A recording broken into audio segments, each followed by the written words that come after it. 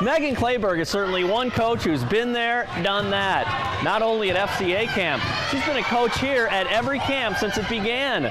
But she also has an amazing volleyball coaching history at Central College here in Pella, winning 3 national championships.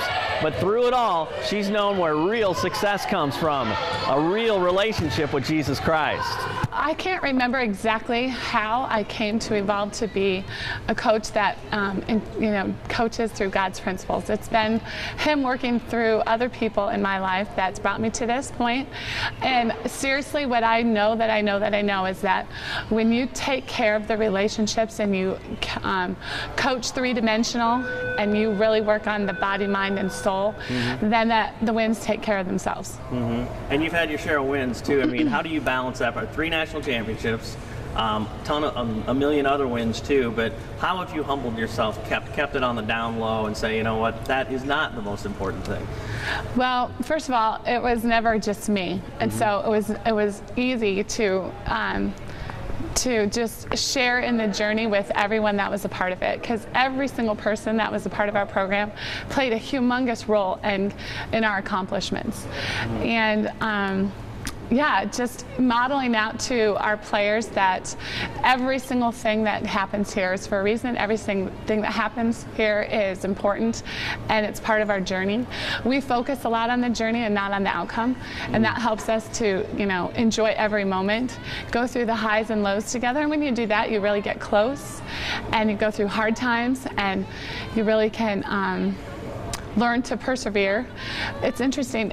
After our 3rd national championship, Kent Clayberg was my assistant, basically our co-head coaches, and we're sitting in my living room and going, wow, now what do we do? And there's that same empty feeling whether you win it all or whether you don't, that the season's over and you're not going to be around these girls as much as you were. And the girls that graduate leave and you have a whole new chemistry of people to work with, which is exciting yet sad at the same time. So this feeling's the same. You're like, oh, it's over. It's sad because of those reasons. Life marches on for all of us, including at the Clayberg house. The children came along and the children grew up. And for Megan and her husband, the decision came for her to walk away from coaching volleyball to make an even bigger difference at her house. Do you feel like when you've been given a gift, you're supposed to use it? So it kind of messes with you a little bit, like, what are you supposed to do?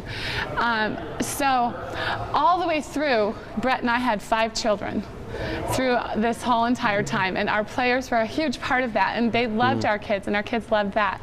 And so that's what was the hard part, was that those bonds would not be as strong because they wouldn't have that interaction. Because when our kids were little, they would just come on every road trip with us, and they got to know the girls, and the girls got to know them, and it was such a give and take relationship. Our boys at that time, because Natalie wasn't born yet, were enriched greatly because of those young ladies. And so that was one of the hardest parts to give up.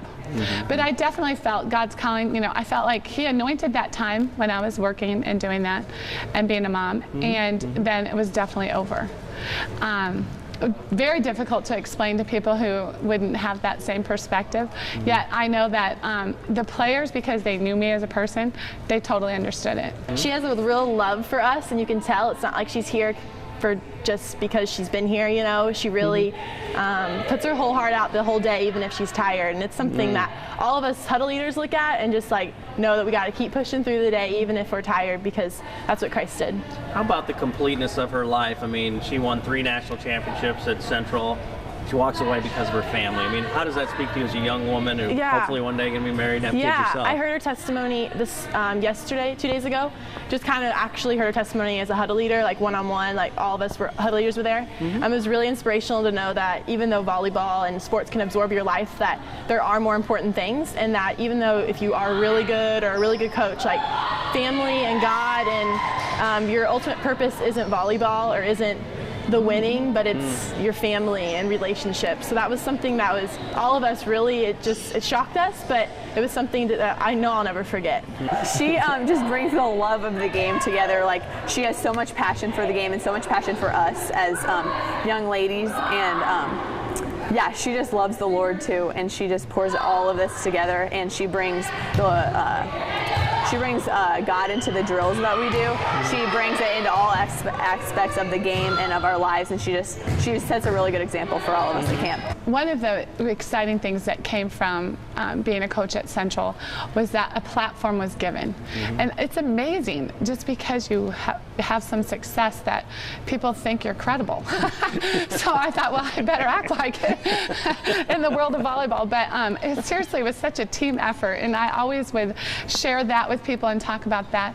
But probably the biggest message is to be who you are and don't compromise who you are to get, like in college level, to get a recruit. Don't compromise who you are to get that win. Don't compromise what you stand for to, you know, reach the next level. And so that's a huge message that we would stand by. You know, we just really tried to live out, and when you recruit and you talk about your philosophy every single day, it keeps it on the front burner. And so what was always on the forefront of our minds is that we were going to teach young ladies to be servant-hearted, to be selfless. It's not about you. And to have grace and forgiveness, because what we know is that we're all going to fail in the first two. And we need to have grace and share in that forgiveness. And when you talk about that every single day, it just becomes a part of your life, and that's what you live out. Not perfectly. And then basically humbling yourself in front of your entire team, saying, I totally messed up here. Please forgive me.